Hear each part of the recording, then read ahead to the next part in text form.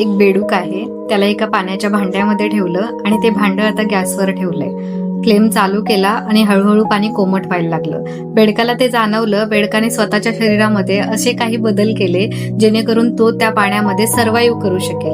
पण गॅस मात्र चालूच होता. मग आता पाणी उकळायला लागलं. पाणी उकळायला लागल्यावर बेडकाला आता जाणवतंय, परंतु बेडकाने स्वतःच्या शरीरामध्ये ते बदल केल्यामुळे आता त्याच्यामध्ये उडी मारण्याची शक्ती राहिली नाही. जर त्याने आधीच उडी मारली असती तर कदाचित तो वाचू शकला असता. शेवटी बेडकाला स्वतःचा जीव गमवावा लागला. आणि हे उदाहरण बेडकासाठी नाहीये. कधी कधी आयुष्यामध्ये काही असे ठिकाणं असतात, असे प्रसंग असतात ज्या ठिकाणाहून वेळीच बाहेर पडणं किंवा वेळीच बाजूला होणं खूप गरजेचं असतं. पण आपण मात्र सर्व्हाइव्ह करण्याच्या नादामध्ये, तग धरण्याच्या नादामध्ये स्वतःची शक्ती चाचपत राहतो.